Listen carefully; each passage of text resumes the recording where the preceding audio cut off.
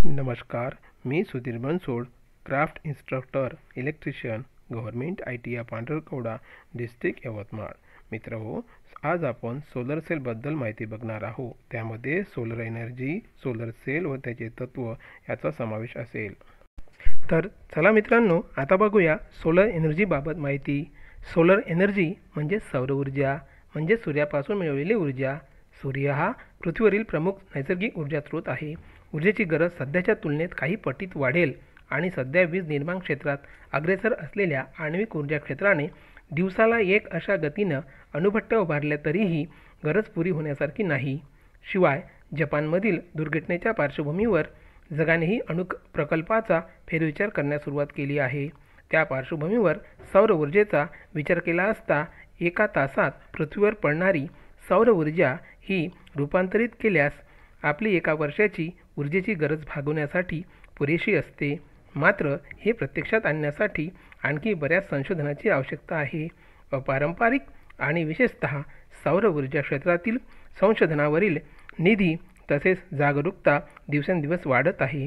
सध्याच्या पारंपरिक ऊर्जा स्रोताचे पर्याय फक्त अजून काही वर्षे उपलब्ध असणार आहेत. शिवाय त्याच्या अनेक नकारात्मक बाजूही आहेत. अपारंपरिक ऊर्जा क्षेत्रात सौर ऊर्जेशिवाय वायू ऊर्जा, टायडल एनर्जी, जिओथर्मल एनर्जी असे पर्याय आहेत. मात्र भविष्यकाळातील ऊर्जेची गरज काही अंशीच भागण्याची क्षमता त्यात आहे. सध्या सौर ऊर्जा क्षेत्रातील संशोधन हे मुख्यतः सौर ऊर्जा ही पारंपरिक ऊर्जा स्रोतापेक्षा कमी खर्च करण्यासाठी चालू आहे. आता बघूया सोलर सेल म्हणजेच सौर सेल किंवा फोटोव्होल्टॅइक सेल हे एक विद्युतीय उपकरण आहे जे प्रकाशीय ऊर्जेचे थेट विजेत रूपांतर करतो. त्यासाठी फोटोव्होल्टॅइकचा प्रभावाचा वापर केला जातो, म्हणजेच फोटोइलेक्ट्रिक इफेक्ट. ही एक भौतिक आणि रासायनिक घटना आहे. ही फोटोइलेक्ट्रिक सेलचा एक प्रकार आहे. हे उपकरण प्रकाशात ठेवल्यानंतर त्याची वैद्युतीय वैशिष्ट्ये जसे की करंट, व्होल्टेज आणि रेझिस्टन्स बदलत जातात. एक सौर सेल उपकरणांना जोडून मॉड्यूल तयार केले जाते, त्यालाच पॅनल असे म्हणतात.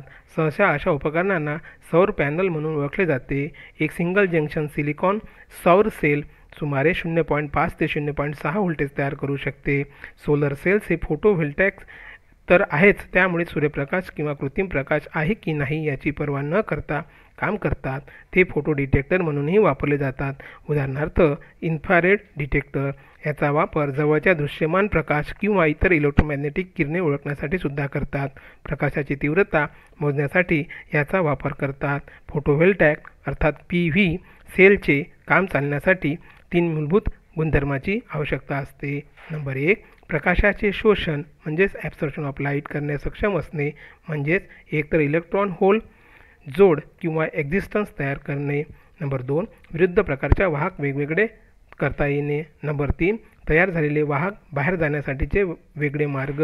प्रथम फोटोव्होल्टॅइक प्रभाव फ्रेंच भौतिकशास्त्रज्ञ एडमंड बेकरल यांनी प्रायोगिकरित्या प्रदर्शित केला. 1839 वयाच्या 19व्या वर्षी त्यांनी आपल्या वडिलांच्या प्रयोगशाळेतील जगातील पहिला फोटोव्होल्टॅइक सेल बनविला. सौर सेल हे पुढील प्रमाणे कार्य करतात. सूर्यप्रकाशातील फोटॉन सौर पॅनलला धडकतात आणि सिलिकॉनसारख्या अर्धसंवाहक सामग्रीद्वारे ते शोषले जातात.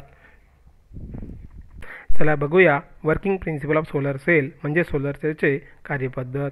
जेव्हा सूर्यप्रकाश किरणे सोलर पॅनलवरील PN जंक्शनवर पडतात तेव्हा लाईट फोटॉन सहजपणे PN जंक्शनमध्ये P टाईप सेमीकंडक्टरच्या पातळ लेअरमध्ये एंट्री करतात.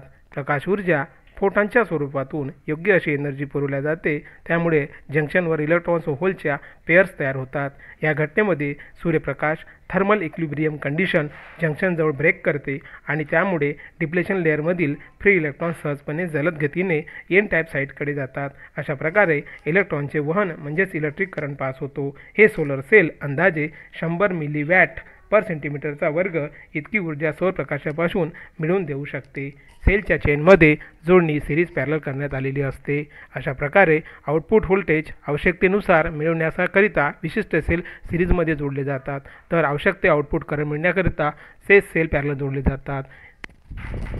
तर मित्रांनो, आजच्या या व्हिडिओमध्ये आपण सोलर एनर्जी, सोलर सेल व सोलर सेलची कार्यपद्धतीबद्दल माहिती बघितली. धन्यवाद.